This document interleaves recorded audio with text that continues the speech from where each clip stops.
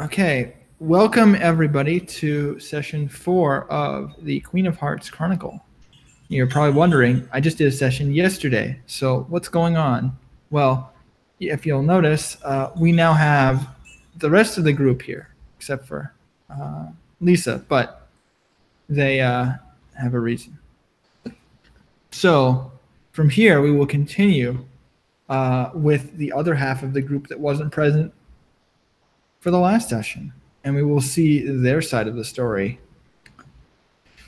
We will begin by flashing backwards to the dinner itself, the moment where things went strange for Alistair. You're seated at the dinner table, and even while you're surrounded by your sire and your new acquaintances, the world seems to fade into the background. From the perspective of the outsiders, you seem absent-minded and distant. The delicate and regal atmosphere racks your mind as if it is painful rather than pleasant. Looking down at the immaculate silverware, you feel something peeking out at the back of your memory. So I'd like you to roll a balance roll with a +1. So for your template, the balance roll is a 7. Right? No, it's a roll that you have to make. It's a wits composure roll, and you're going to add 1. Wits composure. So I have 7 then. Wait, no, Yeah. wait. Wits composure +1. So 6. Yeah. Correct. All right. I have to get to the tea house. Sorry, I had to change sides. No. Where is it? Where do I roll? You can roll in the out of character or the dice. It doesn't matter. Just trying to find see the result. Oh, there's where the dice is. Okay.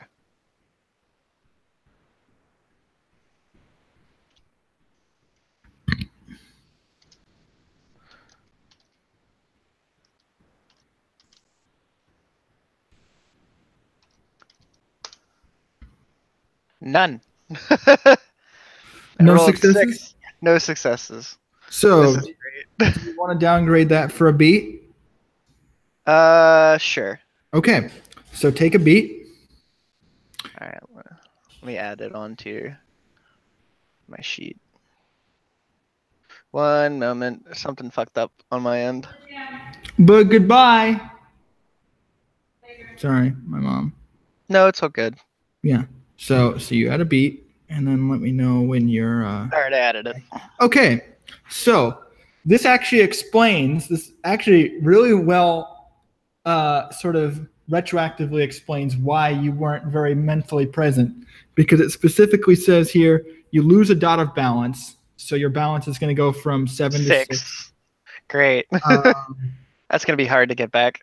You become catatonic for the remainder of the scene. So that explains why you were basically out of it the entire time. Like, this is actually perfect. You just completely go, and you completely just lose it. Is that what I put on the line where the balance is?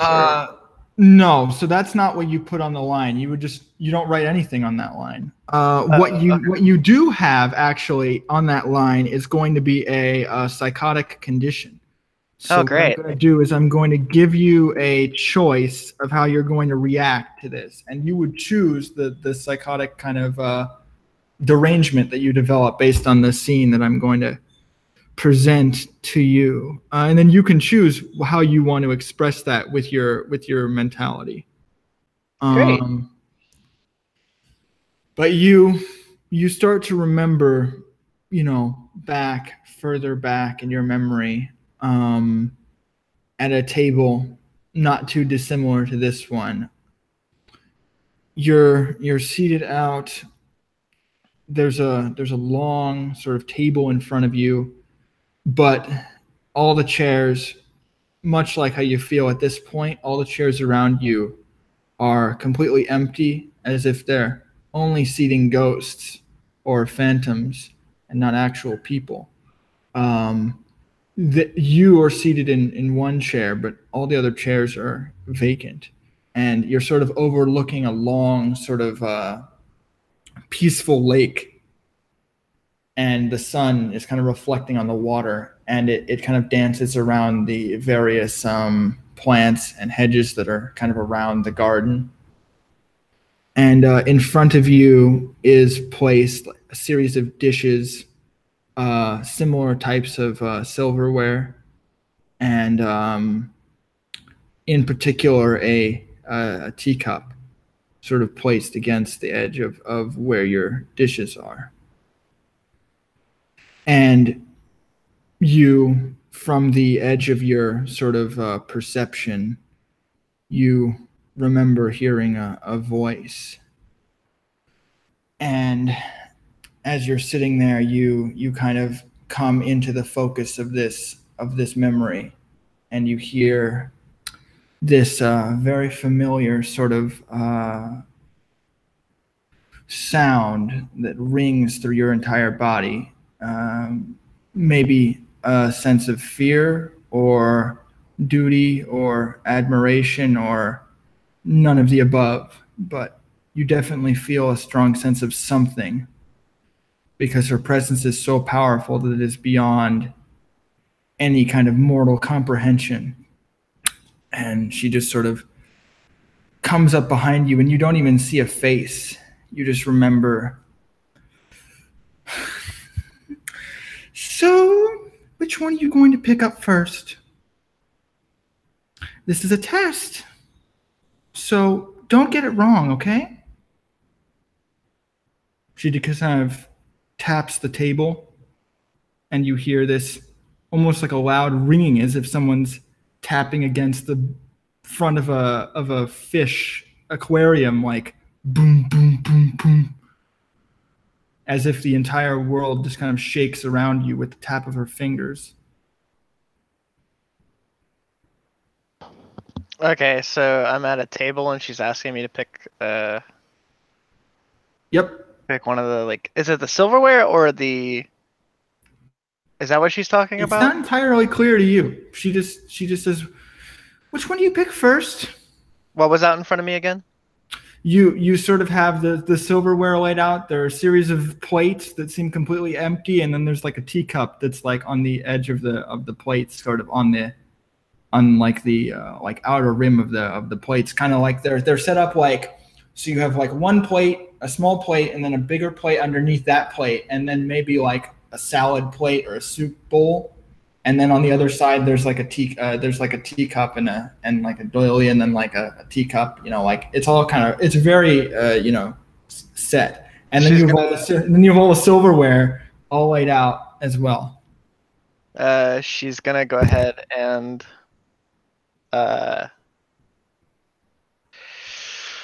so you said that the bowl was empty, right?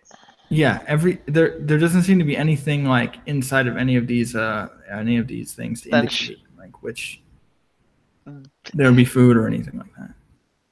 Then she's probably gonna go for the cup, I guess. Teacup? Yeah. All right. She kind of moves along the edge of the table and just sort of glances over at you. You hear the steaming sound of a kettle, but it isn't like a normal, like a tea kettle sound, like a, it sounds more like, ah! God. There's this horrifying screech of obviously human agony. I'm pretty sure my ears are in agony, and so is anybody else watching this. That's just how it is in my head all the time. You hear this terrifying screech of pain, and she returns with this kettle full of probably various amounts of say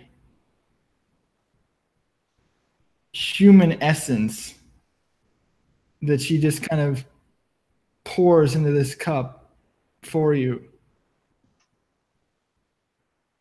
And it's this long, slow, dripping kind of motion.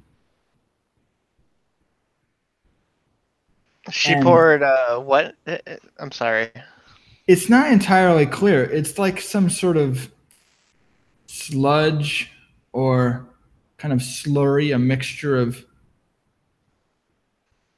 It smells like blood, but also flesh, maybe bits of soul here and there. It's not very clear. It's kind of all just mixed together. But I've had this before, right? Well. Oh, great. Yeah, I guess she'll drink it. Because she doesn't have really much of a choice when she's right there. It sustains you, of course, but it's not pleasant because you get like bits of skin, bits of pain, bits of sorrow, bits of anger, bits of just little bits of everything. It's not just blood, it's just everything mixed together. She's gonna try and not show her disgust at this. Well, even though she's definitely feeling it. You clearly fail because she seems very satisfied with your disgust. And sort of just brushes her hand along your hair, and you almost kind of remember the feeling. Her hands are very chalky, but at the same time soft. So there's this strange paradox of sort of soft as well as like rough, like chalk, but smooth. So it's almost like marble. I'm running across the back of your head. Having to like think about this is just making me go fucking nuts already because I keep remembering fucking Soylent. Soylent is made of people. Yeah, no, she's definitely not feeling very great about the situation at all. I think she really just wants to get away from this place as far as possible, but she knows that she can't. I'm sure that's why you left. But you're stuck in this memory for a very painful amount of time because it doesn't seem to end. You know. But I would like you to choose. I want to just kind of look at persistent here. So we have broken could work. We have delusional. You have numb.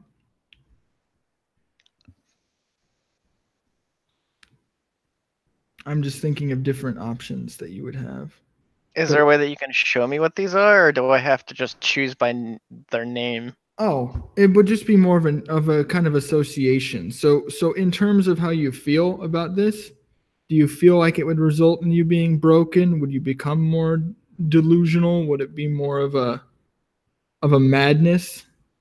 Would it be you're just numb because you've been kind of desensitized to this situation? I think if anything, it is probably numb because I've gotten because she's been in there for a while. To be fair, so pretty sure we said it was like a couple years, wasn't it?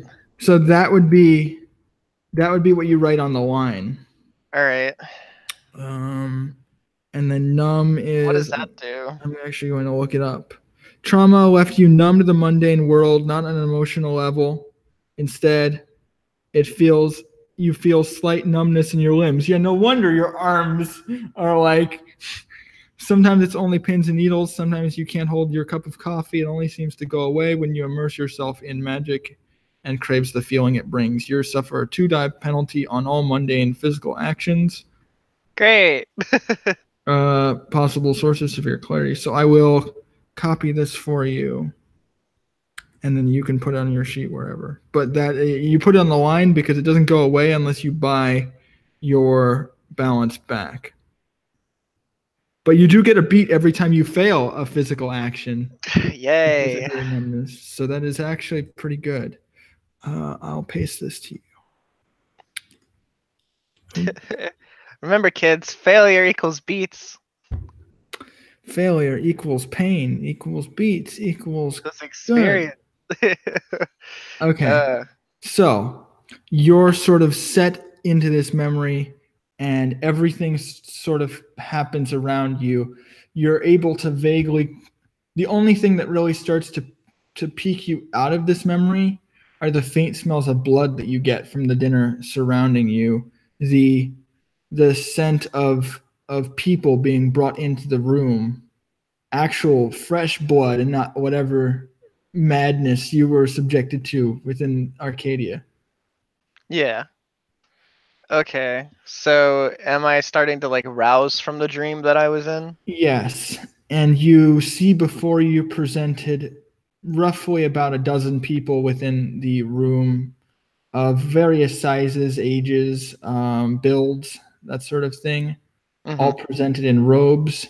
You, as I said before, you see Williem kind of sniffing and like biting at the neck of one of them. You see Lisa kind of feeding for herself, just taking a small snack. You see Erravok like rip with his massive jaws into the side of one of them and tear him open. And the other kindred are feeding as well. So here's my question. From my dream, do I already feel like somewhat satiated? Or am I still like ravenously hungry right now? Not ravenous, but am I just feeling hungry? This is so this is actually where you got most of your vitae from that I gave you before, like last week. Yeah. Okay. So I would participate in the eating then. Yeah. Because at this point you're at 5. Yeah. Technically. As you were. So I guess she's gonna go ahead and focus back in on what's going on and take a look around. Does she see anything she can dig into, I guess? Yes, it's completely your choice. My question was more what sort of person you would pick if you had sort of a range of different people. That was more the point of the scene.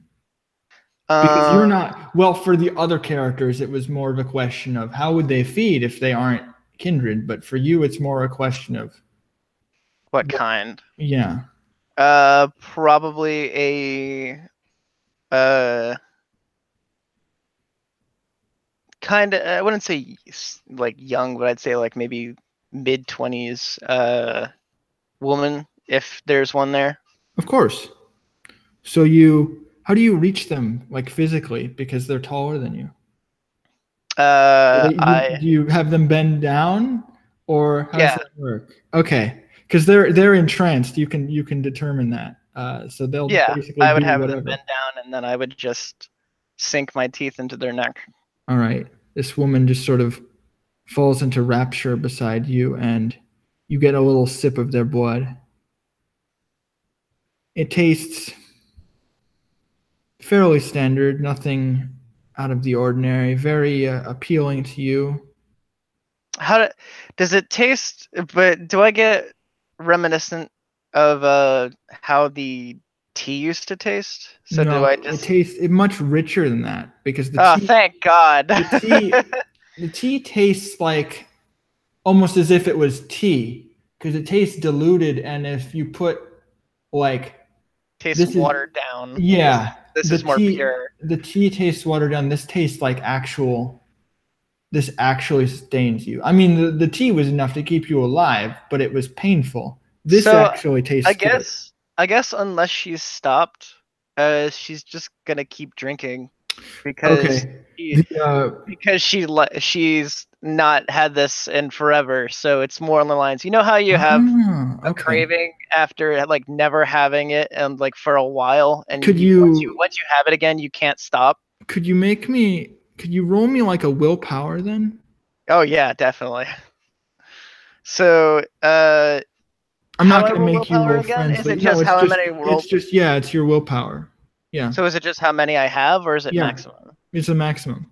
That's actually a rule. And by the way, this is actually a good question because in V5 they actually changed that. Well, because V5 is Masquerade, but in V5 they actually changed the rule so it's your temporary and not your permanent, which is cool. But in this game, it's not. It's completely different. But actually, in V5, that is the rule. Yeah, in this game, it's a permanent. But in V5, they actually changed the rules so that it is your temporary, which is interesting. That's pretty neato. Yeah. All right, so it's just another 6. Mm-hmm. Sorry, equal to 8. I'm curious to see. 0. Again. So my question is, again. My question is, do you want to botch this as well? Oh, definitely. Because the botch result is fairly clear at that point. Oh yeah, no. Unless she's fucking stopped by someone else, she's gonna drink this person dry. Oh well, I'm sure you would. So if you don't mind, could you? Yeah, I'll take a botch beat on for this. that. Yep. And then you're also going to need to roll your balance once again. Great. Before we do this, because you are going to murder someone. So this is, I need to look, accidentally. I'm assuming this is, so it's not premeditated, I would assume. No, this is accidental. So I'll say it's going to be, I have to just calculate the bonus. Okay, so it's going to be -2. So 4 dice. Great. Please. I hate my life. Okay, well. Oh, I gotta pull up the right thing. I had 9 dice last night and I failed, so. I know, I'm just sitting here going like, I rolled a 0 success. You get a third beat because you rolled as well. So that's also worth noting. Oh, so I get another one? Yeah, because if you kill them, you have to roll humanity, you actually get another beat for that. Oh, so yeah, you're getting tons of beats. Yeah, I'm at 4 out of 5 right now. Okay, good. Jeez, woo. All right, let me go ahead and roll. What you lost, yeah. So 4 dice. Yeah, but I'm also suffering. Yes, you are doing very badly. You're degenerating. You already lost one of your morality points. And 2 of them. That usually, well, you might not lose the second one. That's what we're doing now. 3 successes, and one of them's a 10. So I have to wait. 2 of them are 10. Oh yeah. Cool. Yeah. So yeah, because that's what the exclamation point. Yeah, I forgot about that. No, it's fine. So you don't immediately like you accept this. This is like, oh. So my morality doesn't go down. Yeah, your morality doesn't change. Okay. So let me check the success. You actually do get a condition though. Another condition, a vampire condition. So I will grab that real quick for you because you get to choose one. You get to choose bestial, competitive, or wanton. So can you describe these? Yeah, sure. So bestial, I know that one because someone else took it. Someone else took it. Lisa took it. Wanton is basically, I get wonton soup. No, I want wonton. The definition of the word. Wanton is like, okay, never mind. I'm gonna look it up in the book because you really probably should. Google is not helping me here. Also, you said my vitae goes up. No, so yeah, since you fed on her, then your vitae would probably be full at this point. All right, so it says that I'm at 5. So what's full? Well, you're at 10. Oh, okay, cool. Remember, because I told you were at 9. Yeah, I didn't change it, so that's what I was asking. Well, that's not my fault. Yeah. Well, I was asking what the fucking maximum was. I think wanton with an A. Yeah, there we go. Okay, I found it here. So wanton is the one where you want for the sake of wanting. I think that one makes the most sense. You're distracted with temptations of excess and indulgence. Yeah, so this one makes the most sense for me. So here, you get this condition. I will give you this one. So wanton, W-A-N-T-O-N. So you get another condition on your character. And I will paste it to you as well. Here, let me copy this one and post it in. No, I should probably divide these because now they look like they're blended. No, that's all right. I already have the first one taken care of. Just for me, because I can't. Okay, there you go. So you now are ravishing in the excess of this woman. Her blood tastes so rich and sweet compared to the horrible tortures that you've endured over the years. And before you know it, she's basically an empty husk on the floor. Whoops. So does anyone else notice this in terms of the hunt? So after you finish feeding, do you just sit back down? What is immediately after? How do you kind of and keep in mind you don't have any kind of destructive reaction to this. In fact, you might actually be happy because I rolled to see if I was going to suffer from it. Yeah. Yeah, I guess she just sits back down because there's no like negative feeling over this. I guess if anything, you could say that she's numb to the situation. Yeah. Hey. Yeah. So what's interesting to me is you notice immediately Juliet, the sheriff.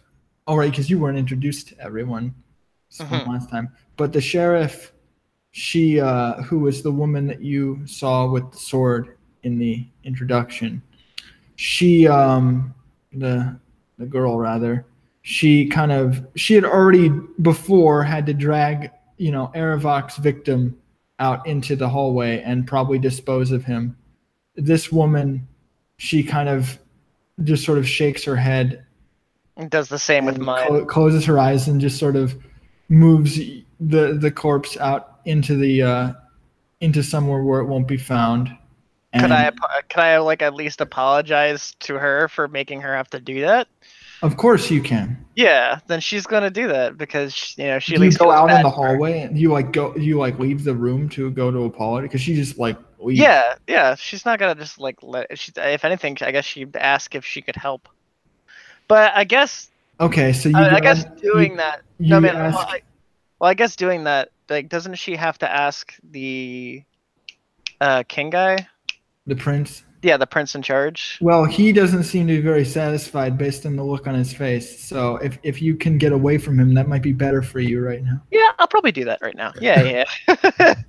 Good idea. He doesn't really have a strong he doesn't have a satisfied look on his face, that's for sure. He notices, this with Erravok is a monstrous beast, but from you he probably expected better. Yeah. And you're sort of standing in the hallway with Juliet. And she, again, just to give you a description once more, she sort of has long brown hair, and she's wearing like a suit, which again, for her gender is very strange. And she kind of gives you this dry look as she's holding this body by the arms and just dragging it down the hallway. And none of the servants seem to really question this immediately. Like the people who are wandering the halls don't really stop her or do anything to get in her way. And do I catch sight of this as I'm waiting for Willem? Yeah, you're in the hallway as well because this would be right when you're exiled. So you'd probably see the two of them talking. So wait, I awkwardly watches like the body juggling, like, oh, so this is what happens. I have a question actually. I can try to provide you with an answer. Yeah, I'm reading what the wonton thing is. Mm-hmm. And it says as well the character that brought forth this condition. So is it? That would be you. Okay, cool. All right. So it says that I. So this would be. Sometimes it can be affected by other people, but in this case, it also affects. It says you can face your own breaking point, so it counts for yourself as well. Okay, so it says that as well the character that brought forth this condition achieves exceptional success on 3 Right. So you would ignore that part. Okay. So do I cross that out? Yeah, you could just remove that section because you inflicted it upon yourself. Okay. You can't charm yourself, so. Well, yeah, I'm just saying. I agree with that. You could remove that section because that only applies if you were given it by another supernatural power, which you wouldn't. Okay. That's a good question. There's no slash. You can just you don't need to strike it through. You can just get rid of that part. Oh, here we go. Okay, I found backspace. Yeah, true. There is a way you can do slash through. I just can't remember what it is offhand. I can't remember it either. I know it's on here. It's so can I continue, or did you have another question? I'm just reading through the stuff just in case I have any other questions. Okay, no problem. Take your time.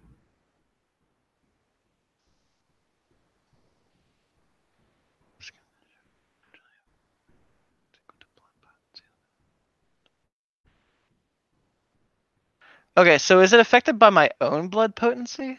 Fades naturally. Yes.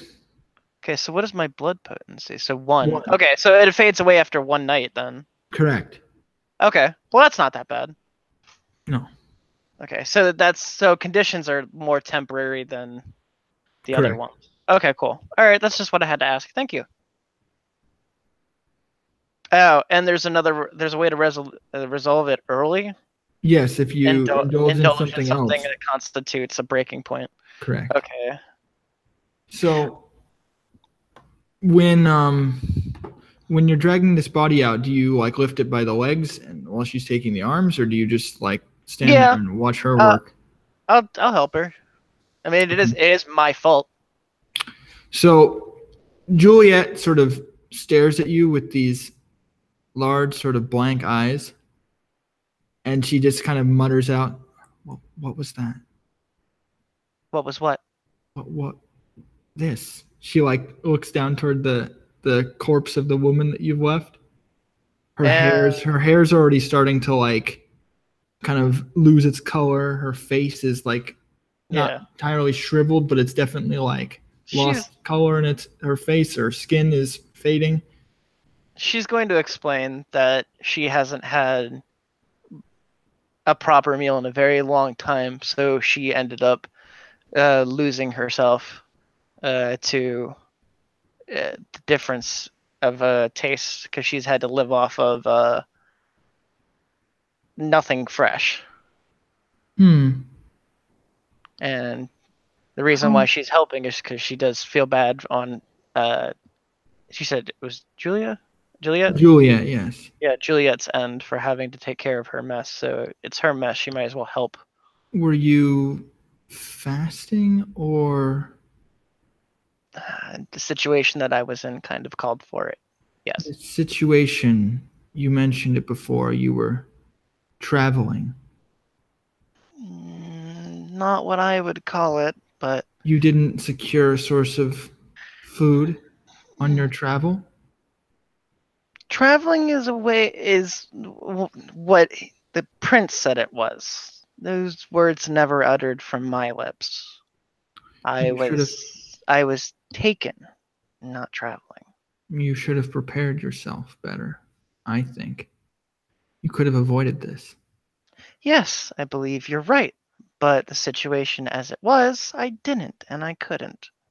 So we can't complain about the past. We're stuck in the present. You realize what you've done. This is so disgraceful. If he was in any worse of a mood, I'm sure that you would be.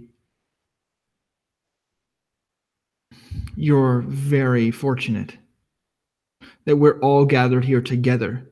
If you were having a private moment and this were to happen, it would not look good. It already does not look good for you. Are you going to constantly belittle me, or are we going to move this? Like, this is happening as you're kind of moving it out the back of the I know. I'm saying, like, she's saying, are we going to finish this? Yeah. Basically, is what she meant. Because she's like trying to do her best to help Juliet here move this body, and she's being nothing but belittled. Are you still hungry? No. No? All right. He probably would not want you to stay in the dining room. As I would imagine. At the very least, you didn't frenzy. And it wasn't intentional either. You fed with dignity. You just lack self-control.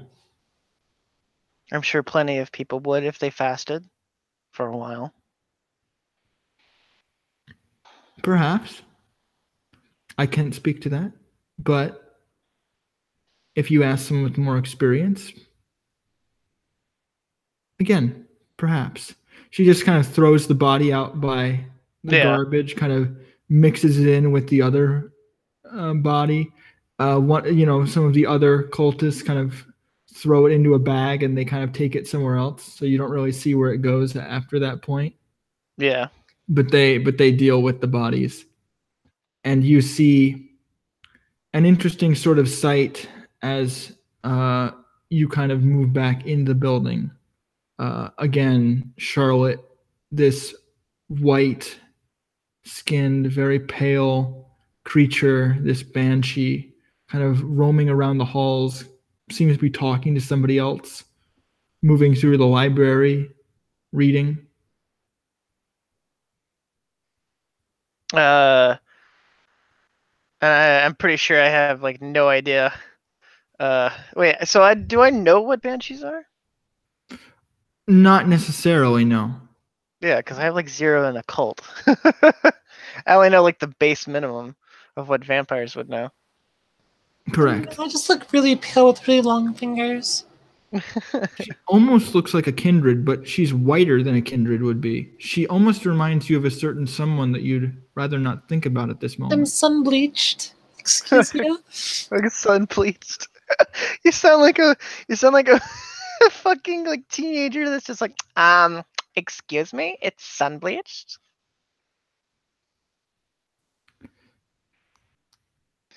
But yeah, no, she's, I guess like in her curiosity, she'll go over and like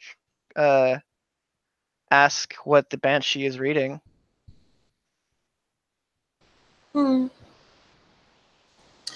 She'd sort of like look up surprise.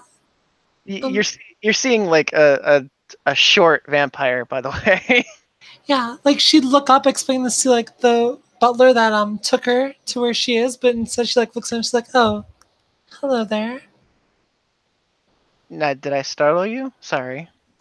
No, I was explaining to have him speak with me. She like gestures to, like the man like the corner of the room, I'm assuming. You never did answer your question. The question. I'm reading about the history of the house. Anything interesting? Mostly just history books, understanding rituals, such like that are going on right now. She sort of like shrugs and puts the book back into the shelf. Bookcase. Yes. Sorry. You're welcome. Yeah, she is gonna like look you over for a moment and just realize like I think you said something earlier.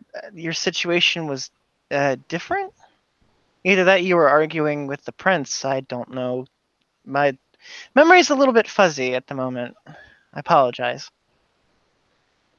You can see their hands shaking, their skeletal hands kind of rattling. You can almost hear it.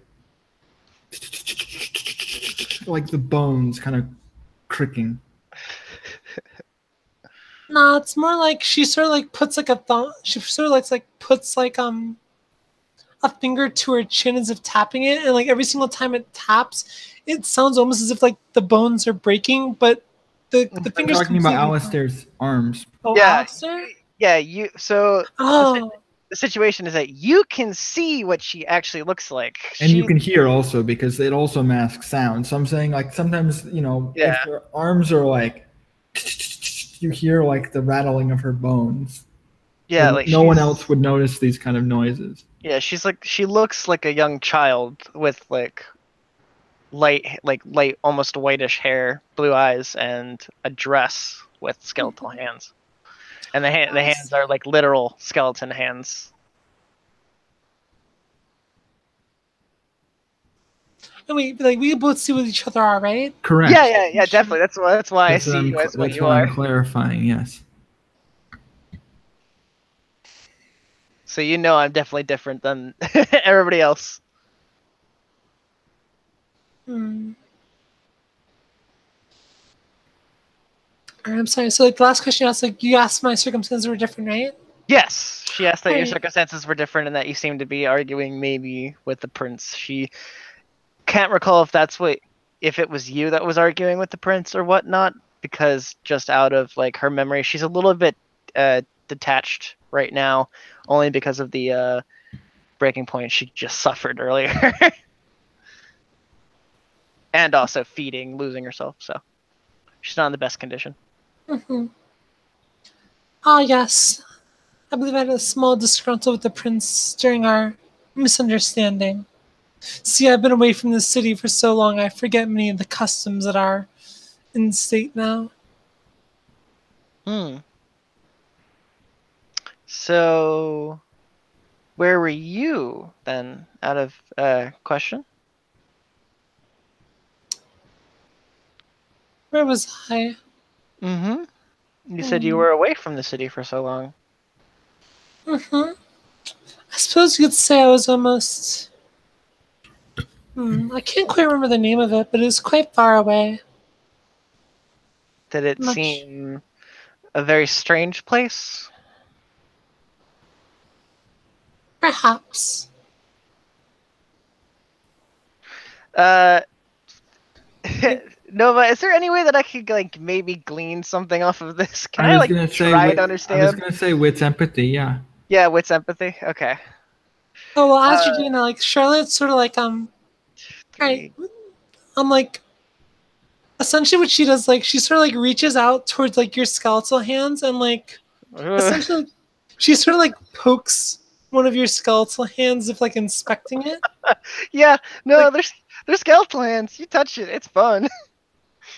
Yeah, it's like, and like the best thing is, can you feel with the bones or no? Oh yeah, yes. No, she feels it. All right, so like her hands feel very sort of soft as well, but in an almost terrifying way. That bones do? Yeah. Oh, I'm talking about Oh, okay. Charlotte's hands. Oh, okay, I didn't. They are when it's sort of soft and they have this wispy sort of texture to them. It's not the same. It sort of feels like there's like a cold breeze touching your hands. Right. It doesn't feel like there's like a physical form touching your finger. It feels like there's like a cold breeze like gently brushing. It's a good way to describe it. Can I use willpower on this roll? Sure. You can. So is that like a +3? Yep. Okay. That's right. As long as you spend it. I spent it. It's now 5 out of 6, and I will go ahead and put D10. Okay. 1 success. Okay. You don't know exactly why, but you do notice maybe a distant look in her eyes. She's masking something, but it's not very clear what. She's not really speaking the full truth. You know that she knows more than she's speaking, but it's sort of far off in her memory as well. You kind of have almost a sympathy for that. Yeah.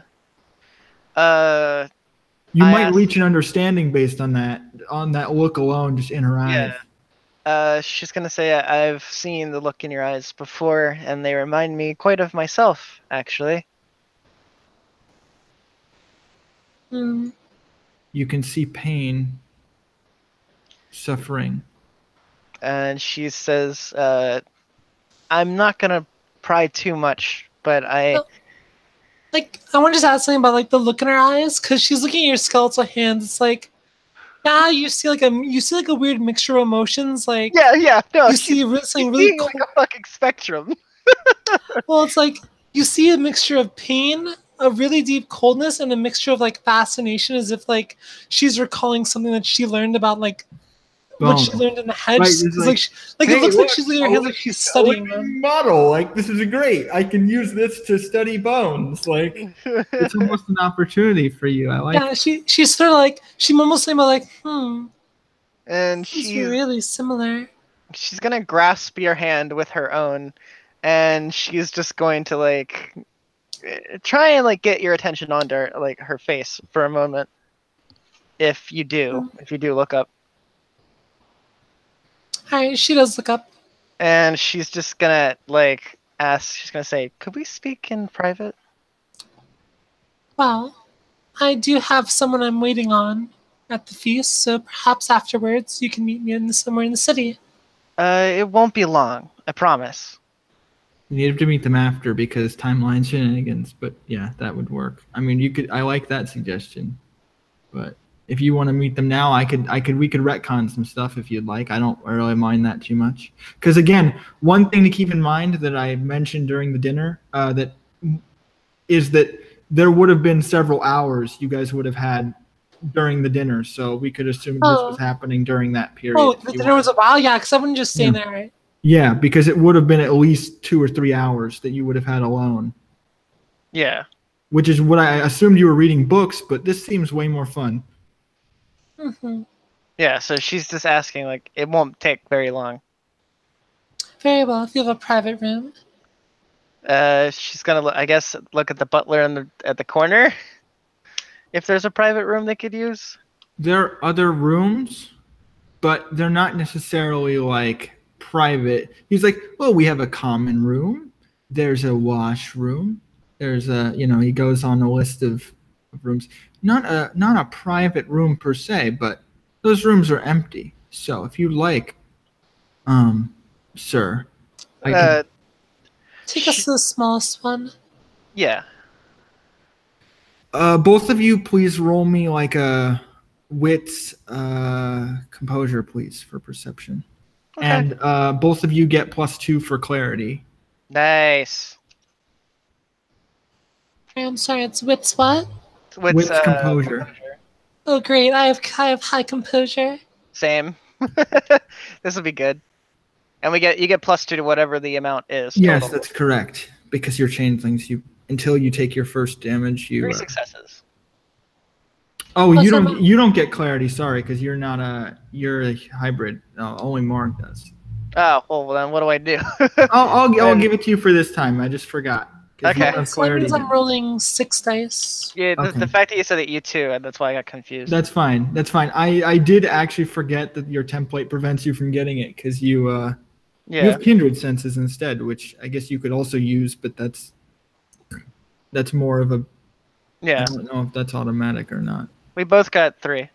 Okay, that's good enough. You both notice. Actually, I'll have to roll it contested because that would be. I don't just tell you. Hey, you see whatever. So you might not see anything. Actually, that seems good enough. Okay, yeah, no. So your sire is kind of just moving down the hallway. He's trying to act cool, like he's not really there.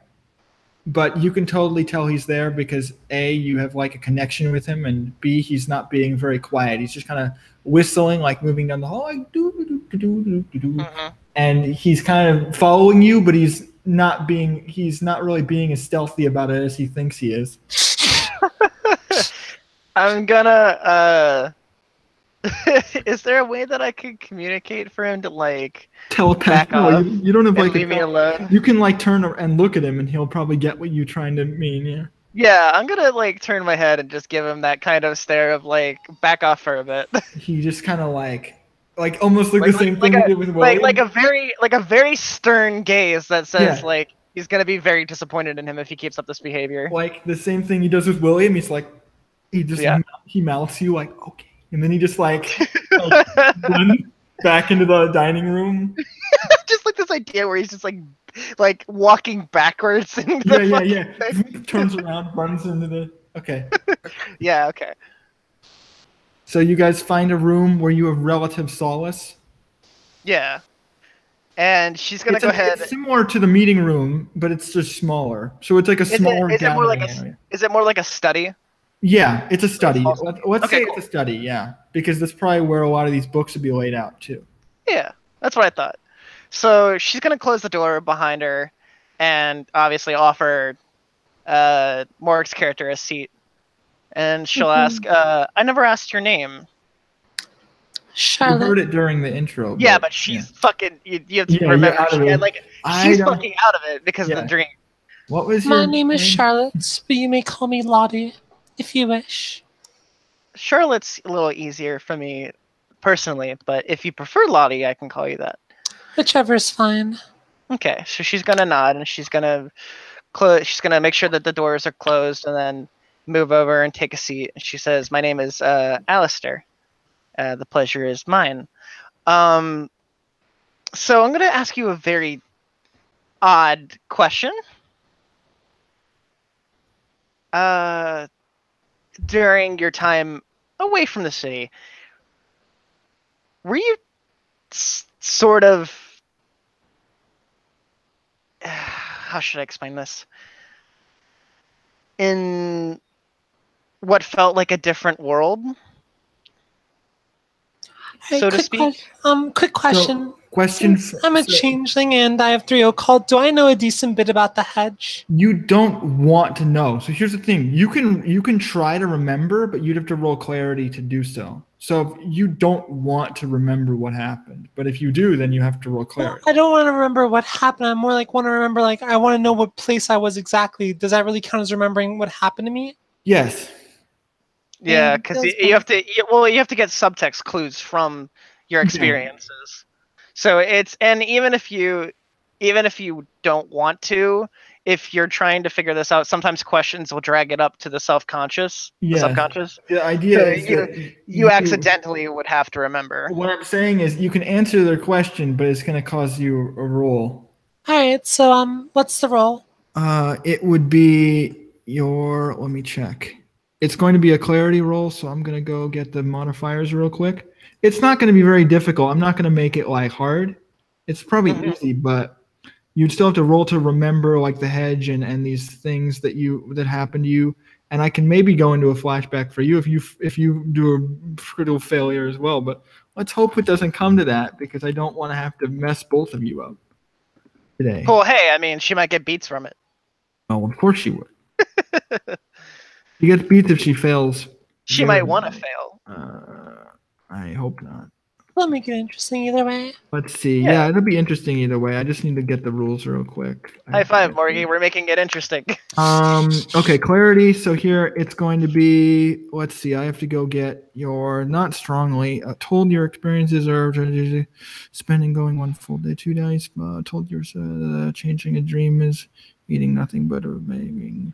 I'm going to say, and then I have to check the modifiers. Right now it's only 1 die, and then I'm gonna say 1 die. Yeah, just 1 die. And I don't want a success. No, you don't. You want a failure. Oh, all right, I gotcha. You want to fail badly. Just like in real life. Oh, that is the wrong image. Wait a minute.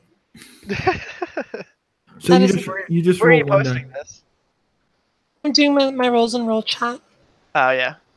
I got 1 success. Oh boy! Oh boy! Oh no. Okay, so now, so this doesn't mean you take damage.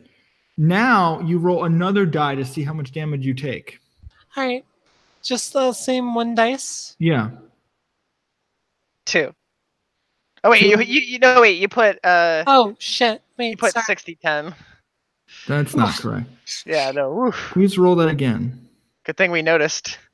Okay. All right, there we go. 0 success. 0 success. That's perfect. So that means that you do not take any damage. So don't worry about it. What this would mean to me is that you remember, but you don't take any psychological damage from it. So that is good. Basically a good balance. All right, so did I get to pick which memory I remember? Let me sort of try to give you an idea just mentally in your head.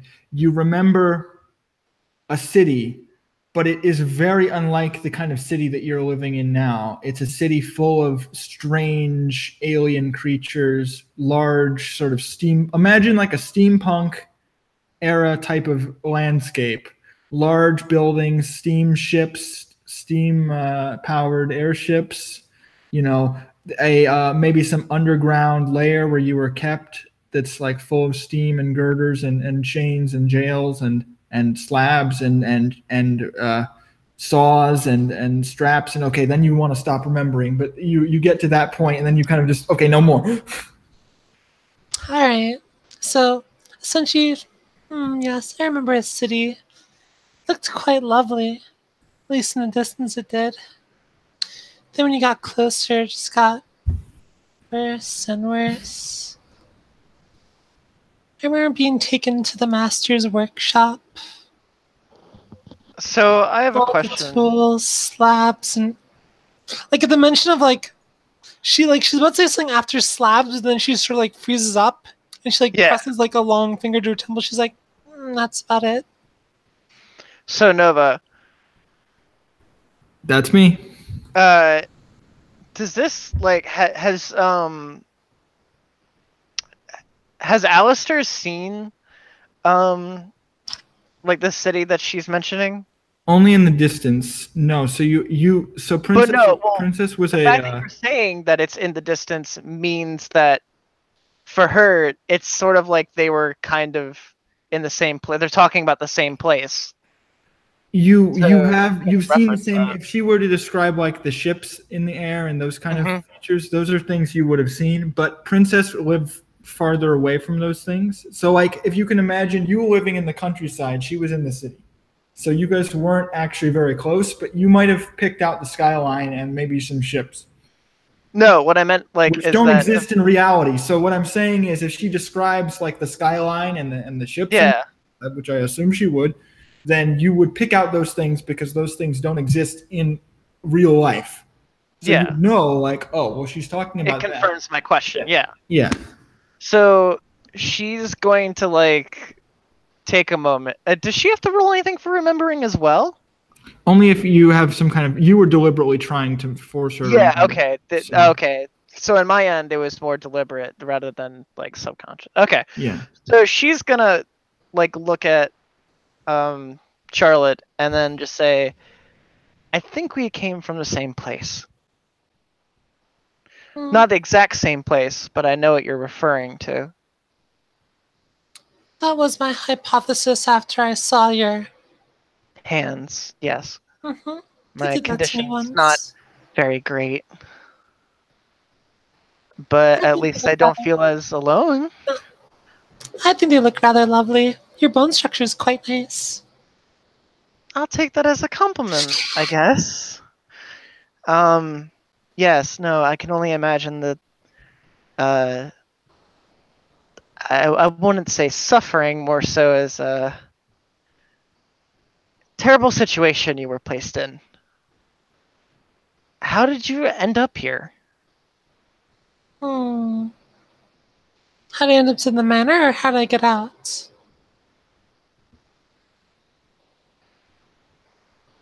You might have some memory of that. So you don't necessarily need to roll to remember how you escaped. Oh, like no, I'm asking her in character. Like, are they asking how I got? No, I'm just telling you out of character, just so you know. You'd still. How I got to the manor, or how I got? Oh, and she's just gonna say she's gonna gesture all around. So basically, how did you get out of the hedge? Is her main question. Oh, I was dispatched to the war ground to help patch up all the allied troops. Then I saw a pretty little window appear out of nowhere. And I saw in the window the streets of my hometown. So I jumped in. So do you mean window, like a literal window, or do you mean like a swirling sort of? It was a swirling window, yes. Okay. So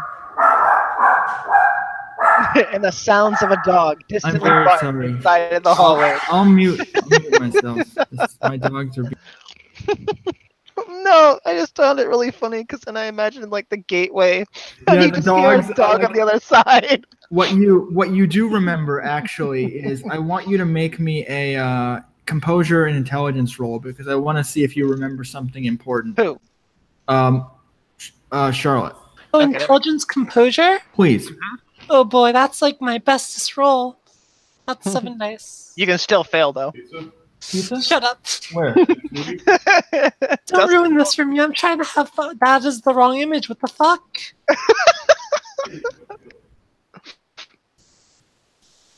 You know I'm typing in images. Thank you, Morg. 2 successes. 2 successes. You remember that man that was following you around in the hallway? Sort of short hair. He has a scarf around his neck. Mm-hmm. Was kind of speaking with Alistair before. You remember seeing him when you returned to your hometown in the alleyway while you were kind of muddling about. You kind of saw him watching from behind a wall, and you suddenly remember that you did see him before. Oh. That's... Tell me, who was that man with you before? Well, I guess I have to ask another question for you for your question. How familiar are you with okay. I guess my race's traditions? Kindred. Please say kindred. Kindred. Well, from what I read in the library and what I've read from my fictional books from long ago, you drink blood. You don't like sunlight. don't like would be an understatement. Stakes kill you? Oh, that's wrong. But okay, sure. Does wood kill you? That's speculation. It's like just asking, like, does wood kill you? That's classified. Are you repelled by crosses? Well, I personally don't like them, but that's a whole nother. I personally don't like them taste-wise, but yeah, no, she's gonna answer your like question about wood, as in just like that's like false. But you don't know him? No. No, you don't know it. No, the stage. But she does answer your question about her sire. She explains that he's like I have to ask you, Nova, for my own memory. Sires are the ones who have turned you, right? That is correct, sir. Yeah, so he's the one who basically bestowed upon me my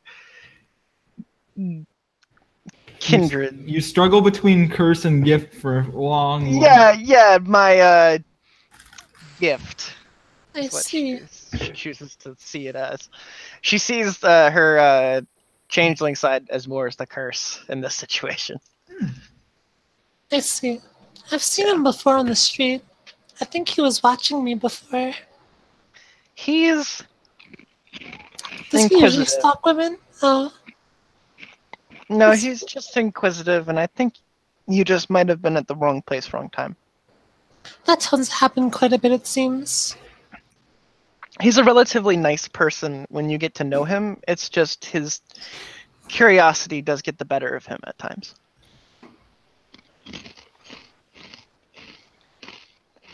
And she's like, when she's saying curiosity gets the better of him sometimes, she's kind of like going over towards the door to try and see, like, and peek out of it to see if he's fucking, like, listening, if he didn't obey her. How long have you guys been communicating, what do you think? I mean, it hasn't been... I'd say this is at least maybe, like, 5-10 minutes now? Yeah, so he's not there. Yeah, okay, good. And so she'll just, like, look back at her after closing the door and just be like, what is your, I guess, goal out of all this? What are you got free, what now? I have a few things on my list. Personally, on my favorite side, I'd really like to dissect the thing that replaced me. Yeah, I think that might raise a few questions. Why? Because the sudden loss of a person that's been there for what everyone believes to be this entire time, that would raise a few questions in any society. Well, I could always simply take her place. She is me after all. To a certain extent, yes, but the problem arises where you're going to have to constantly keep lying. You don't know what situations the other you has been in. You can't say that you can just replace them. It's not that easy. Perhaps I'd have to interrogate them first. That would be one option, yes. Ooh, I wonder if I should try and have a flashback to learning how the nerves worked in the human body. That would take too long. I imagine just like we like she remembers exactly how to cause the most pain. 5-hour lecture of just, this is the bronchial nerve. Is that just to go over all of them? No. No flashback for that yet. We'll get there. We'll get there eventually. I always said that doctors make the best torturers because you know exactly. Let's move on. Next scene. Okay, so do you guys want to do anything else for the next few hours, or are you just gonna hug in the closet? Hug in the closet. Oh my god. Well, in my case, she's gonna go ahead and talk to her more about like her situation and what brought her here. Okay. And how she had to escape out of necessity rather than by circumstance. Like, Charlotte got to leave, I guess, basically by being at the right place, right time. But for my end, I had to leave out of necessity because of the situation that was going on. Being chased by what appeared to be a ravenous wolf and having my fucking protector. Oh, who I still miss. And she clarifies, yes. have you seen the wolf here? He was, yeah, you might not remember, but he was sitting across from you. Oh. But you don't have a sense of that because you were out of it. You were comatose.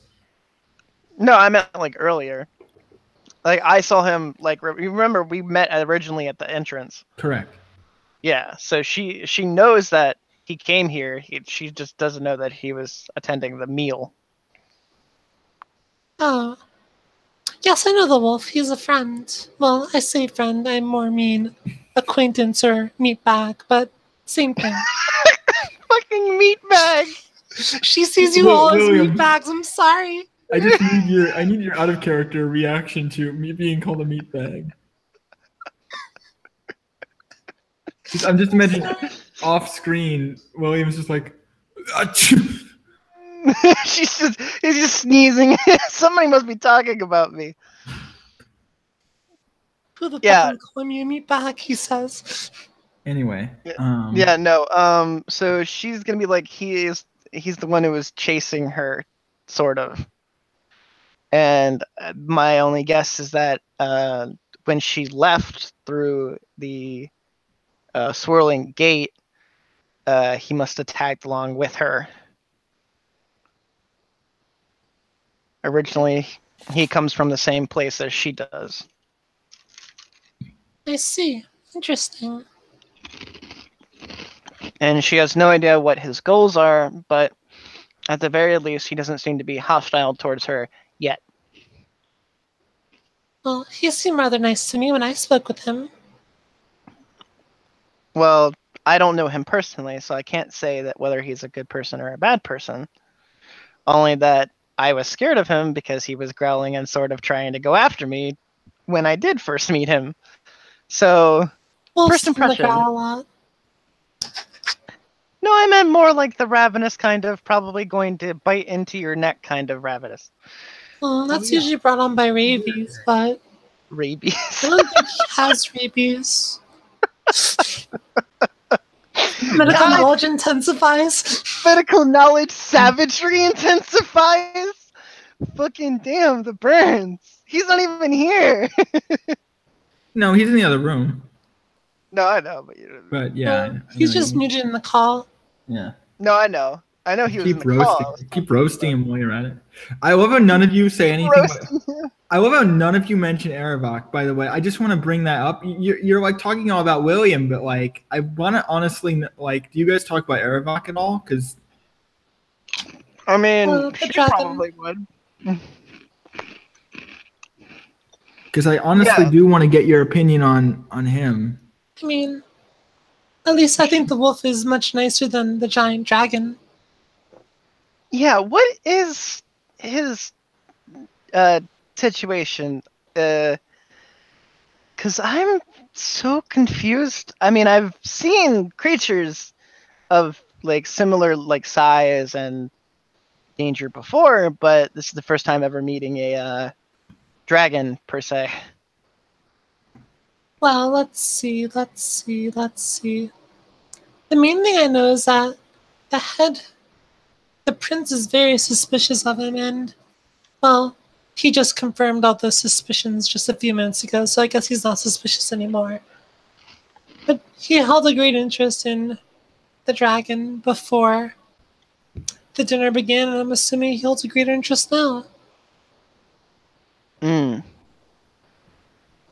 Though I'm pretty sure they think they don't know what he really is. You hear a gasp erupt from the dinner room. Should we go investigate? I have nothing better to do. She's gonna nod and just go along and you should understand, like, when you're talking to Shaw, like her like face is like a slab of stone in the sense that like it doesn't make any expressions really. Oh yeah, I'm not surprised by this. You seem to be very emotionally detached. Pretty much, yeah, that's what I'm going for. Yeah, I can only imagine this is probably from the situation, like your time in the hedge. I mean, getting chopped open kind of does that to you. Oof! I didn't know that. When you open your way into the door, you do notice everyone is acknowledging Erravok as his true self. As like, oh, dragon, oh, what is this? Oh boy. And there seem to be gasps around the room and such. And your sire is just eagerly like grinning, like Oh, there he goes. Ha. And is she referring to like the dragon in this case? I'm Like not he sure. goes, the dragon. Yeah, like there he goes. Like he tore off his ears. Like, ah, there he goes. Oh boy. Not the most strategic move, I think, but it works. She's gonna like look at her sire and like grab his arm like tightly and she's gonna like rend him aside to her and just be like, what happened? It seems like our buddy here, he's like whispering as he's pointing over to because him and the prince are sort of engaged in the conversation, so he doesn't want to like interrupt them. He's like, well, our buddy here is apparently just transformed into a dragon. So we're eagerly awaiting his explanation, and it doesn't seem very concrete. And I didn't think what you said was true. This is unbelievable. You thought I was lying? I mean, it sounded a bit much for me to believe, to be honest. Have you ever known me to lie to you? Liar, liar, pants on fire. No, I've never lied to you, that's for sure. He kind of winks at you. And she just like shakes her head at him. Well, the situation as it stands is not great. Oh, it seems good to me. Look, the prince seems very satisfied. That look on his face, you see it? He like points over as the prince is having this conversation. He looks overjoyed. This is good. Once he finds out this was our doing, we will certainly be rewarded. What do you mean our doing? What did you do? Oh, well, why do you think he's here? What do you mean? Oh, well, after you told me about the situation, I felt like the best thing to do would be to inform the prince of these people. Can I hear all this? He's whispering, so you'd have to make a roll, but you do get the clarity bonus. So, what do you mean? What do you mean these people? He's pointing he's pointing towards Erravok. How do I? What's the roll for listening in? It's wits, composure, and you get +2. All right, so I have 6 days. All right, I'm ready. I could do this. I could possibly do this. Get a 0, get a 0, get a 0.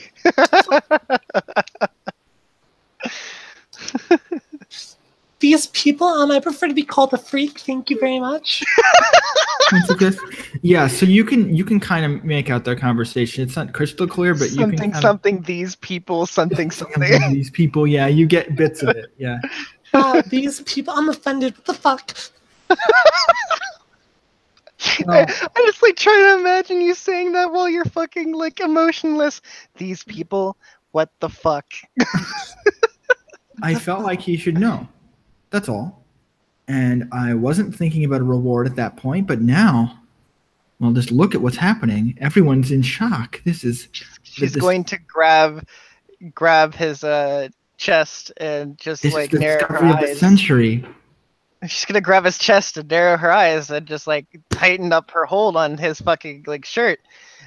I hope you realize what you've done is not a very smart thing. Oh, you know how your curiosity likes to jump the gun? This is the perfect situation for us to take advantage of. No, it's not. This was stupid. Oh, you think so? Well, yes. I think you're an idiot right now. I know what I'm doing. I don't think you do. Opinion? You didn't go through the same things I did. You don't know half the shit I went through. Shh, we need to be quiet. If we talk over the prince, we'll get thrown out. Lower your voice. He's like he's trying to. You can tell that he's just trying to shut you up, but he also kind of has a point. We can discuss this later. Just not here. Can she just like give him a punch in the stomach and then let go? Oh yeah, that's not gonna hurt him too much. You could just punch him. Well, yeah, but you know what I mean.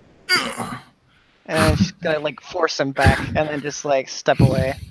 She's obviously angry at him. Yeah, he kind of sits back down. Very apparent. They're serving the rest of the food. Look. I'm not hungry. Oh, look. So this is again after this is a bit more time has passed. I want you to make a wits composure, but you don't get the bonus. So this is just normal because. So wits composure. Yeah. Okay. You don't get clarity bonuses because you're not a full changeling. You do have kindred senses though, so I think you can activate that if you'd like. So how do kindred senses? What is it? I think that's you can add your blood potency, so you'd get one if you spend. I'll go ahead and do that. I think I have to double check. I think that was it. Do you have to spend like a vitae? Yeah, that's what I'm looking. I have it right here. I need to look it up because I remember this being a thing. Okay, kindred senses. Oh, you do see in the dark. Okay, that's good. Cool. Blah, blah. Only suffer a -2 penalties require vampires hears they can see blood potency upon embrace. The blood smell multiply this range by auspex. If one of her kindred senses apply, add any roll to hidden. Okay, yeah, no. So you get to add blood potency. So yes, you add 1 die. Okay. Do I have to spend vitae for it, or is it just inherent? No, it's just automatic. Okay. 1 success. Okay. You notice Anne, the woman who was standing next to the prince, who is identified as the seneschal. Since you weren't here, I'll explain a bit. Okay. Seneschal basically means that she's like the right hand, the advisor to the prince. And she, to describe her once again, she has like, chestnut. Hold on. People are coming downstairs. I won't be able to hear you. Okay. I'll wait. All right. Go ahead. I'm saying she has chestnut hair that's kind of rolled back into a bun. And she's wearing like very basic sort of formal wear. But the thing that you notice that your sire is trying to show you is that as the food is coming out, you can not only see physically but smell something very relevant is that she has like a rag or a cloth covered around part of her hand as if to indicate that she might have drawn blood or something might have happened.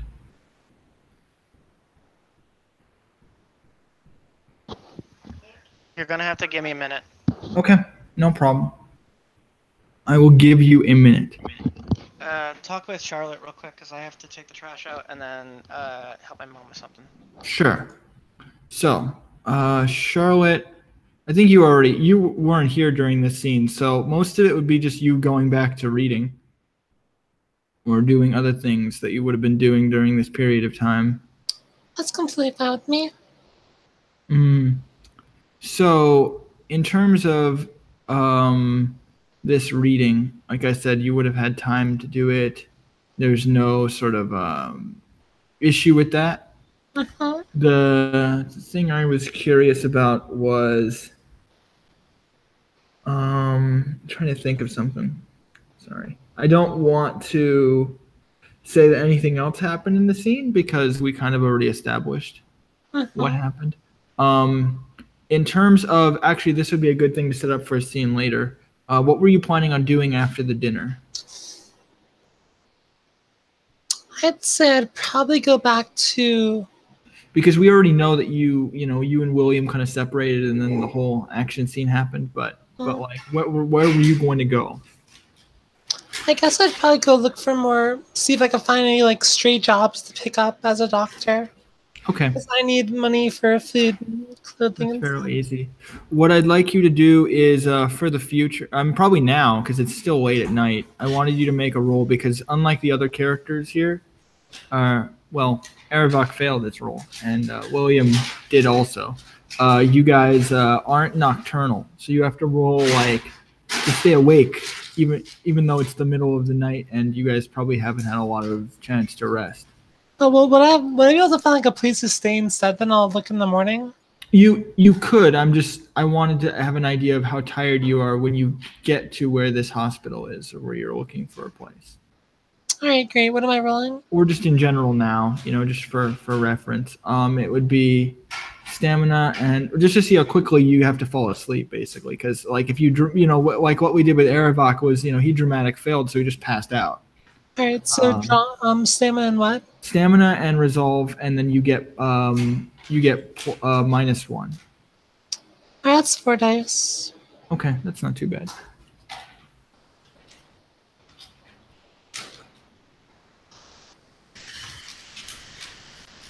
Successes. Very good. So yeah, you're used to working late nights, so this isn't really a big deal for you. Oh yeah.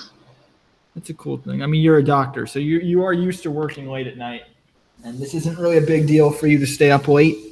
But it is still kind of abnormal because you're more used to working than being at a social event, so to speak. Yeah, pretty much. I think what I'll do now is if Silver's going to be gone, I'm going to take a food break. I'll just eat here, and then when he comes back, we can still talk if you want, but I'll just want to turn my camera off so I can eat a little bit, and then when he comes back, we can continue. So we'll take a short break. Sure thing. I'm waiting for him because I don't really have anything else in mind for you right now. I do for later. No problem. This pizza is like right in front of me, so I'm like, I have to eat.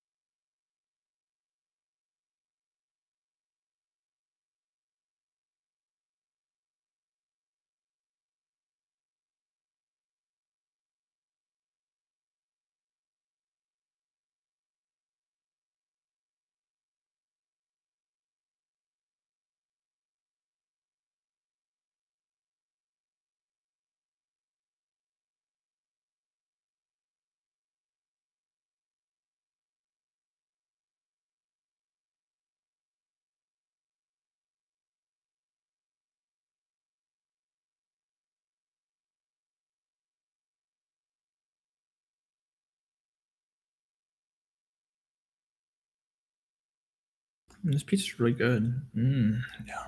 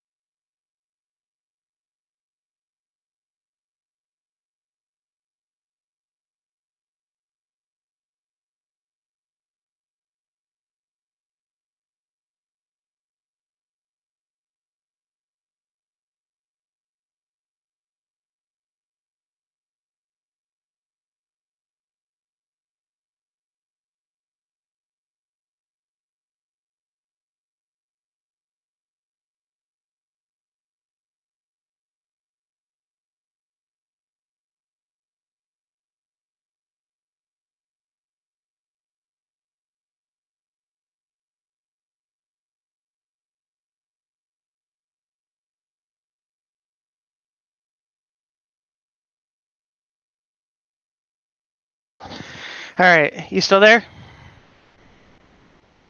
Hello? Hello. Hi, sorry about the wait. It's fine. That wasn't as long as I thought. Yeah. I'm gonna go grab my apples real quickly. So you guys continue. Okay, sure. So, we were at the part of the scene where Alistair died, right? Okay. No, I'm kidding. Yeah, totally. No, where you were describing. Deus Ex Machina.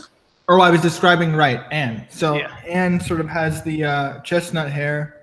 She has it tied back in a bun. But what you notice that's important is she has a rag kind of around her hand, indicating there would have been like a wound or something that she would have had to bandage up. Mm-hmm. And your sire's like bumping you with his elbow. You see? See what? What, you don't see it? It's kind of obvious. I mean, he kind of sniffs a bit. So can I try and like smell, I guess? Yeah, you can smell like her scent. And what do I take from it? It's well, let me try to explain this in a different way. So I actually forgot to describe this part. So the food that comes out would also be horrifying to you in a different way, because it's all served on these plates. And Great. What you notice is that the food itself has been sort of made from elements of blood. So I described this to the other characters before, but you weren't here. They have like potatoes that are red. They have rice that's reddish in color. They have soup that's basically just congealed blood. They have all these different foods that are basically made entirely with blood, so that they're actually it tastes like food if you were to eat it, but it's edible to kindred. So you're presented with these meals that aren't entirely unlike the meals that you might have been served during your durance. Oh, but I'm not. I was going to originally make you roll for this, but I felt like that was too intense. But it does give you a slight reminder of that sort of same situation. Right. But what you notice is that. But I've already eaten, so I'm fully full, right? Right. But what you notice is that the scents of all the different foods are distinct from each other. So once you sniff out some of the food, you realize that Erravok's food in particular, of the gigantic dragon man, his food smells the same scent as hers. And after he takes a bite of this raw-looking meat, you can see their eyes kind of gliding toward each other and they start having like a short, conversation. So is there significance that I can glean from this? Yeah. Oh, you said you didn't have any occult, right? Yeah. Well, you would know. You're a vampire, so you already know it's probably has something to do with. I have zero occult. That's anything outside of. But you would know this. It's basic knowledge. You would be aware that it's likely the effect of some kind of blood bond, because if he were to drink of her blood, then he would become blood bonded with Anne. Oof. And your sire points over to Williem, the Wolfman, and you see him as a Wolfman at this point. Once again, he says, "And we're gonna help that one out. Figured I'd give you a heads up." What do you mean, help? Well, and he's trying not to talk with his mouth full. And later, just eat. Don't tell me shit. And then just at least look like you're eating. Look, he's watching. He knows that I'm full. Well, at least pretend like you're eating. He's not going to like it if you don't eat. They worked hard to make this. He just tries to spoon around with the food and at least not play with it, but try to at least make it seem like he's putting it toward his mouth. He has to be kind of careful about it. He doesn't want to insult the chef. But isn't that more of an insult, playing with your food? Well, he's not. Like I said, he's more like He's actually well, he's actually eating it. Yeah. And if he isn't eating it, he's at least making a good show of it, seeming like he's eating it, because playing with it, you're right, playing with your food would be considered rude. So he isn't exactly doing that, but he's putting on a good show of at least pretending to enjoy the meal. Right.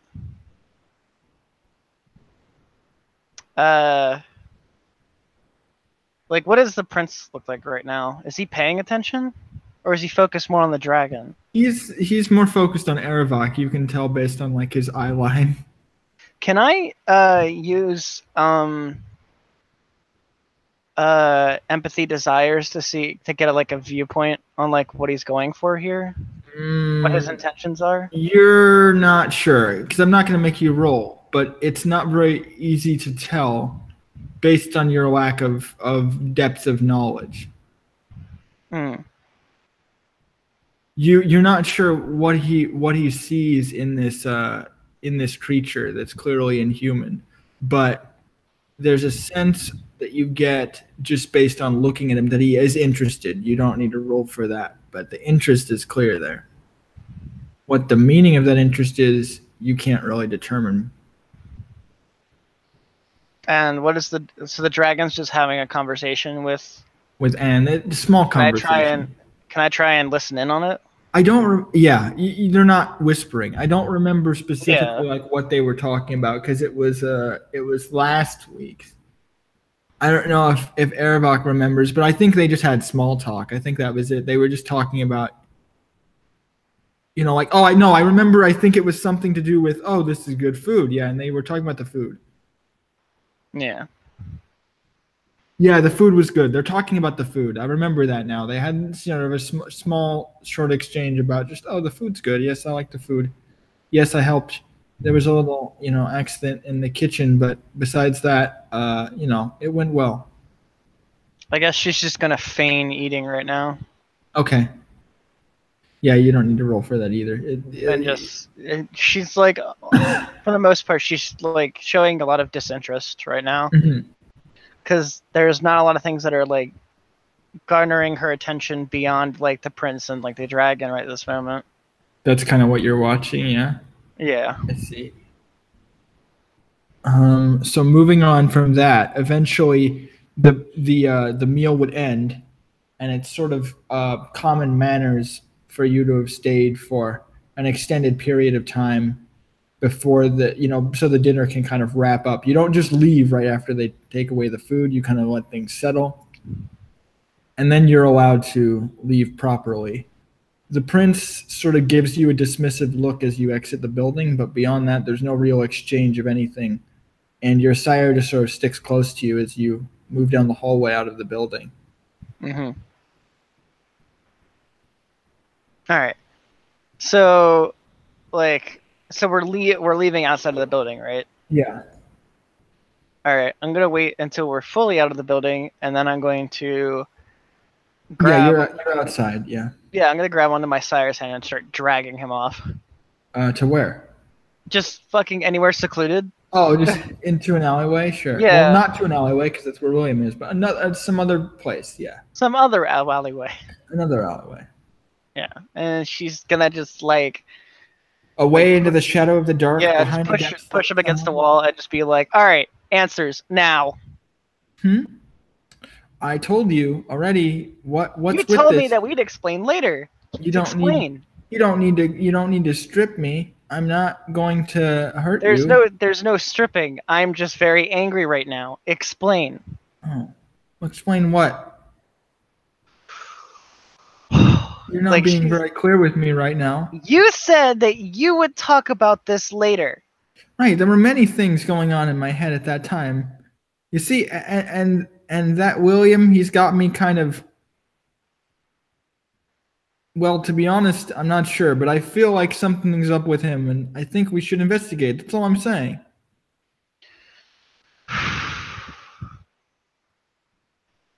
You're really annoying sometimes. Oh, I'm annoying? Yes! You were the one who went missing. I told you those things in confidence. and you threw it out the fucking window. Out the window? Yes. Do you understand what kind of situation I'm in? Do you understand the situation that I've been in? No, Well, you don't. no, you I didn't don't. experience it. And she's just like fucking like outraged. You don't need to get your panties in a twist. I'm just trying to do what's best for the both of us. The best for what's both of us? Okay, well, let me just explain to you. Every day that I experienced there wasn't a fun time. It wasn't a getaway. It was torture. I hope you know. Torture? Yes, every day there was torture. You lose track of time. For you realize how long I was gone, right? I wasn't counting, to be honest. A long time. I was busy. Yeah. Looking for you. I can only assume so. But for me, it felt like a fucking millennia. Oh, well, that's really too bad. I'm serious. That's a problem. Yes, it is a problem. I told you all of this. I was taken away and tortured by a being that I really don't want to meet again. I escaped just so I could return here. Well, and I'm not the same as what I used to be. So let's just focus on the present, all right? All right, what is with this Williem shit? Well, he approached me during the dinner and he seemed very sure of himself. I don't want to get on his bad side. That's all. And you're saying we should meet with them? Oh, well, we really should. He is someone that I think would be fairly easy to work with. Muscle. You know, something that you don't have. He kind of, you know, because he can't see your arm, so he kind of just pokes your arm, and he doesn't realize there's like bone there, but he's poking at your bones.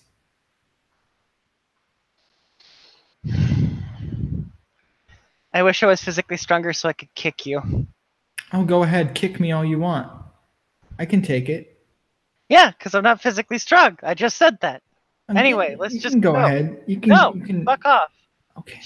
She's just gonna start fucking walking. He kind of pats your shoulder like, don't touch me right now. I am not in the mood right now. Listen, I know you're my sire and I respect you to a certain degree, but you're making me lose that respect very fast. You just don't understand. I am working very hard to ensure the best future for you. I embraced you for a reason. To ensure your success.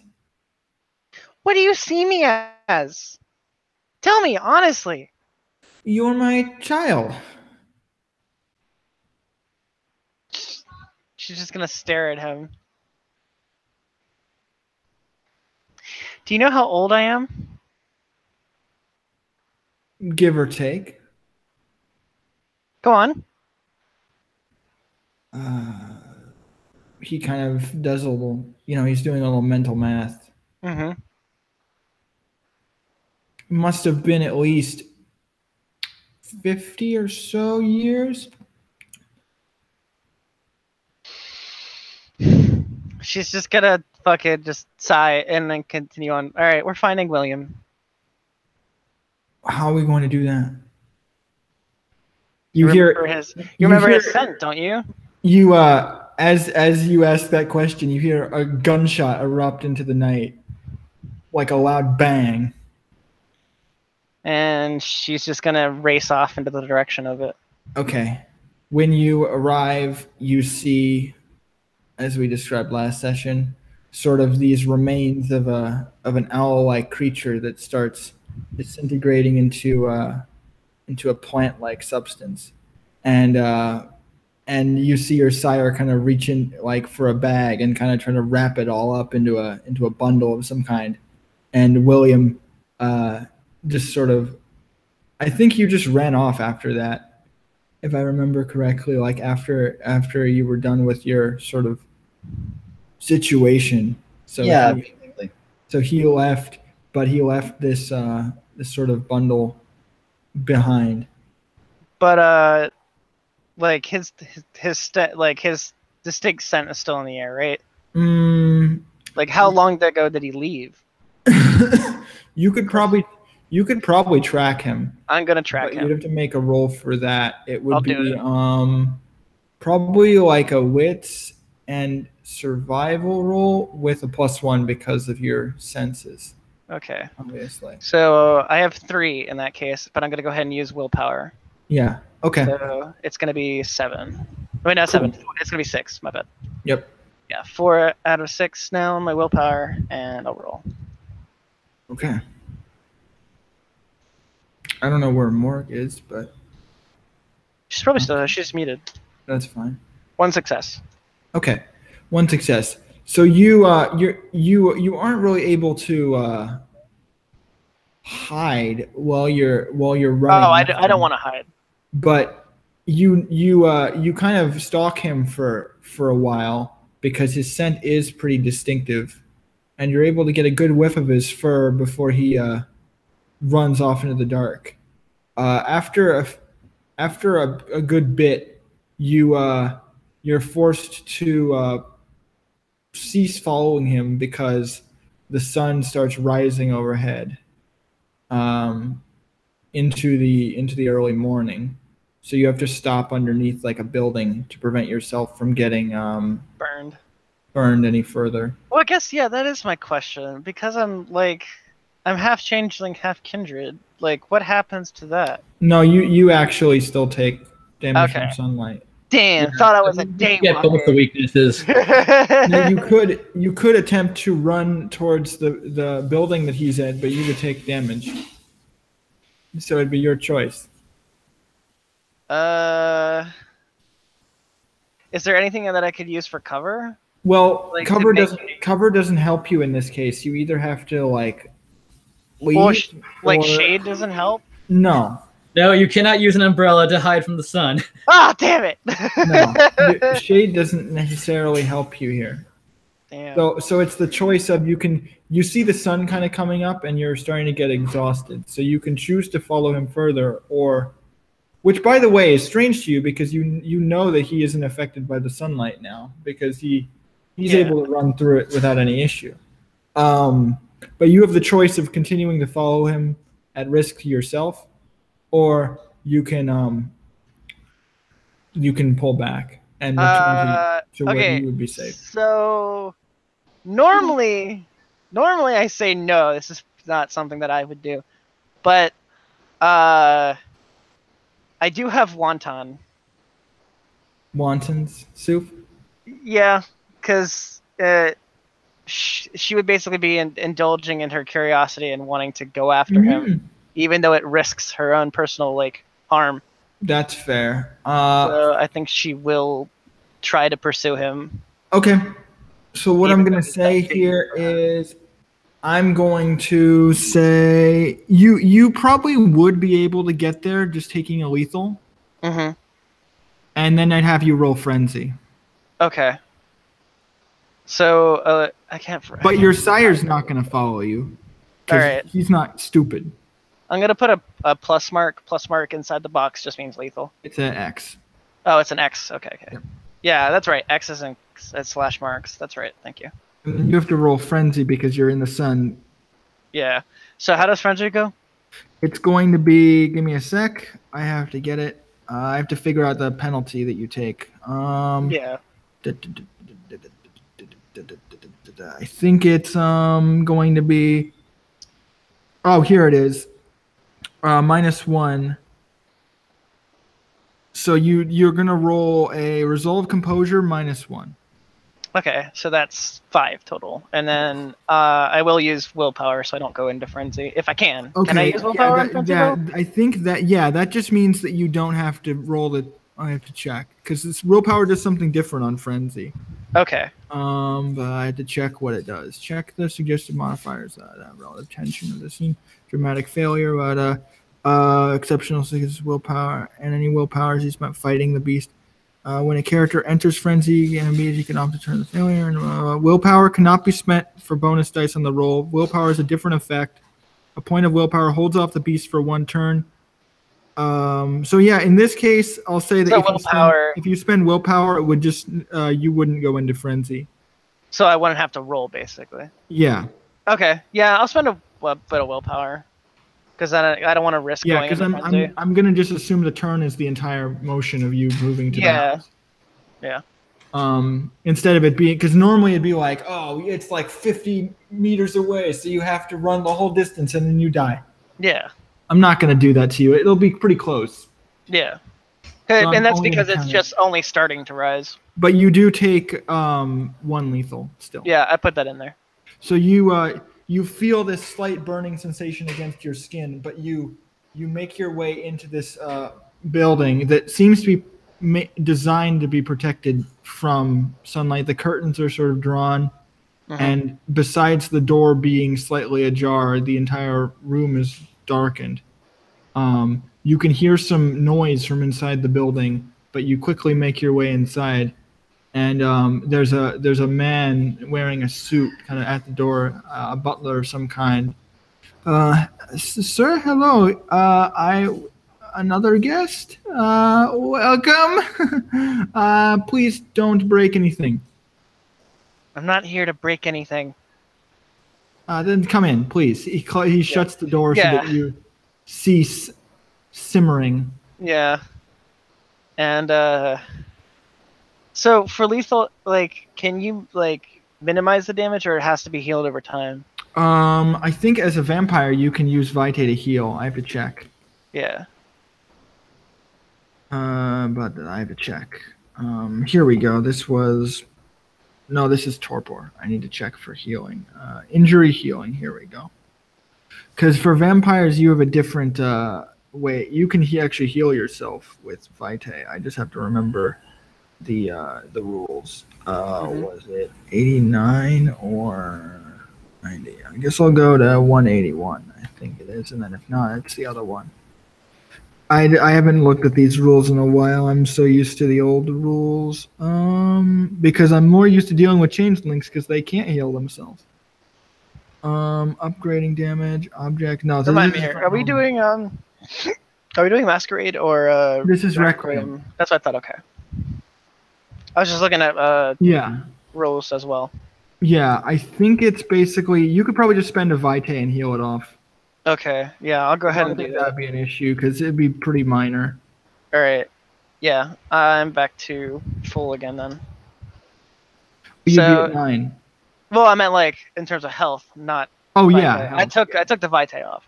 Yeah. So in this case, like I can imagine like she got somewhat like light burns. Like what would it be? Like I can't remember. Is it 1st degree or 2nd degree? Which one's like the lowest? I forget. I think it's like 3rd degree, right? 3rd degree, right? Yeah, so she would have maybe backwards. I don't remember. I don't remember either.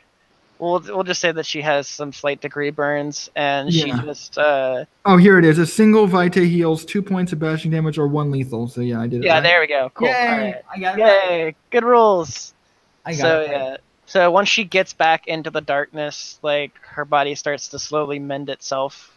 But until it's fully you're good. Also drawn into slumber because you have because it's during the daytime. Yeah, I'm feeling the effects of it. Yeah. Yeah.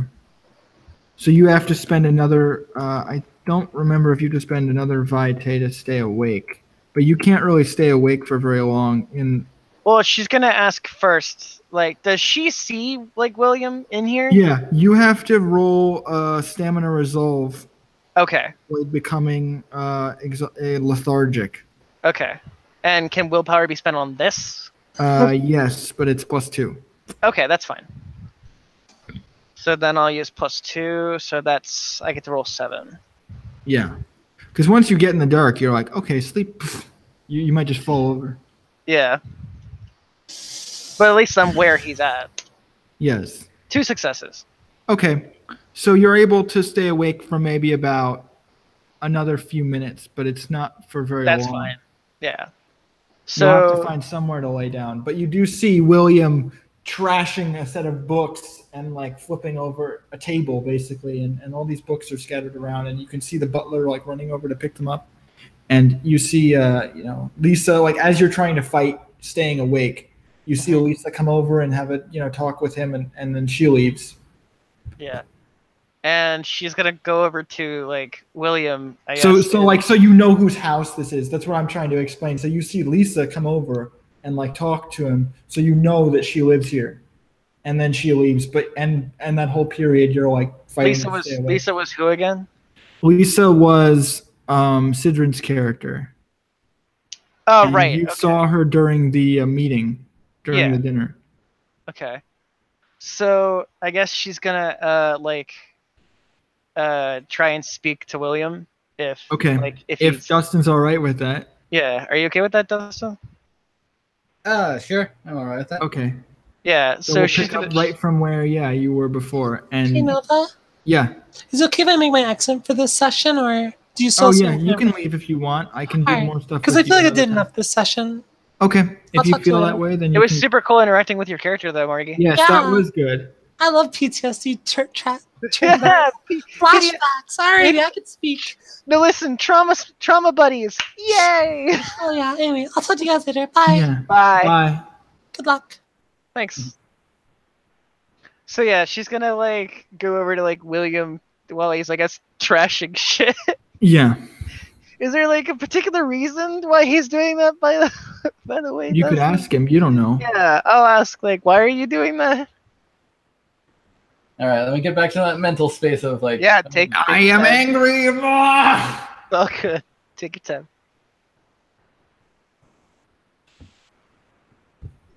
He has to eat. He has to become the wolf. He has to eat the beating heart of enemies. Yeah, he has to start eating raw meat, and then he gets into character. No, raw books. He's trashing books all over the place. This poor butler. Oh, so you still gain lethargic even though you Oh yeah, no, I know. You succeeded. It's until I sleep. Yeah, it's until you sleep. It's just that I don't pass out immediately. Right, exactly. Yeah. Book offended me. That's all I'm going. I'm really like getting out of the library at this point. Like, I know. I'm sorry, Dustin. Just hearing book offended me. Do you laugh in character or is it out of character? Oh no, it's definitely in character. Because you're She found it funny. You're kind of half asleep and just like. So she's gonna ask like Williem. She's gonna say, "Listen, I'm sorry the book offended you. Do you plan to stay here for a while?" I do. I've already made arrangements with the owner of this den. Okay. I'm gonna have to ask if you could maybe ask them if I can stay here, at least until the day passes, and then I'll leave during the night. Me and my sire actually wish to speak with you, given the chance, if you're okay with that. What about? I'm not particularly sure. He knows I don't, and I'm trying to fight off sleep here. I'm very sorry. I don't have a lot of time. Let's see. And like you can see, like she's like slightly like wobbling at this point. You know, it's very hard for her to stay awake. She's basically forcing herself.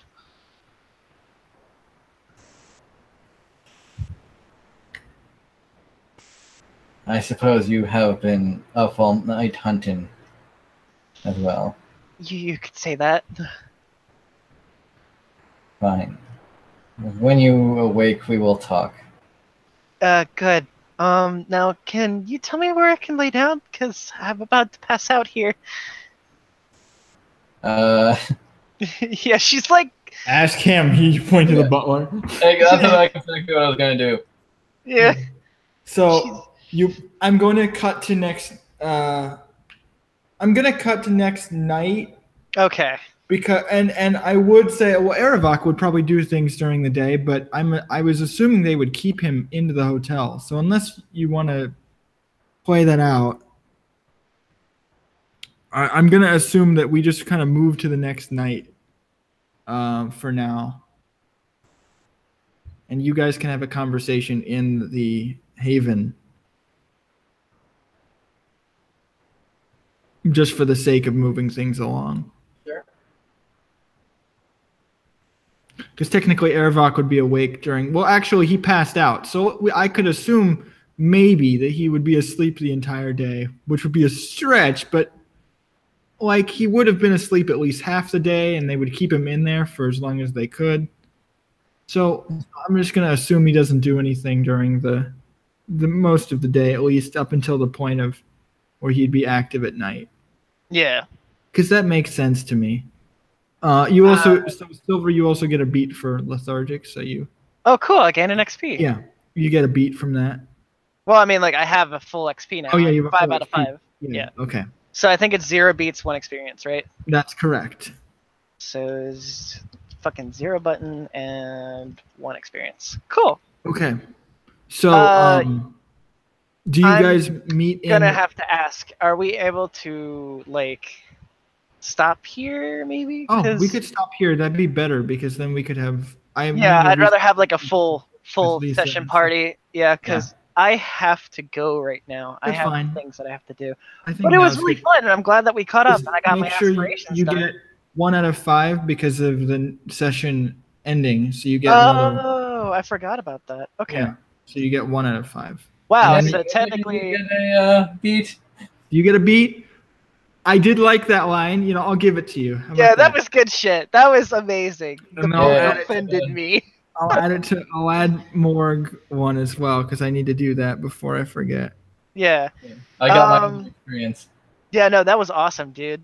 That line is worth it. It's like... That line was worth, like even if you were only here for like in the session, you know what I mean, for like a minute or two with your character, that was fucking impressionable as hell. Smooth. So counting it up, I think I got a total, because I started at 1. I need to text Morg because I can't edit their sheet apparently. So I earned 5 beats in that session. Yeah, that's normal. Holy shit! Really? That's normal? Yeah. 5 beats is normal? Yeah. Like, I earned like... crap. Yeah, I earned like almost 6 beats last time. I think I'm so used to like being a mage and playing so safely that I only get like maybe 2 beats per session. Yeah, now you literally lost a point of humanity already. Yeah, lost. I don't think this is a better situation, for the record. But if you need to go, not fully. It's not a fully great like situation, but it is what happens in the game. We can talk later. Yeah, definitely. So if anybody needs me, like, private message me. I'll be around in private messages. Otherwise, I'm gonna be gone for a while. Okay, I'll see you. Bye. Bye.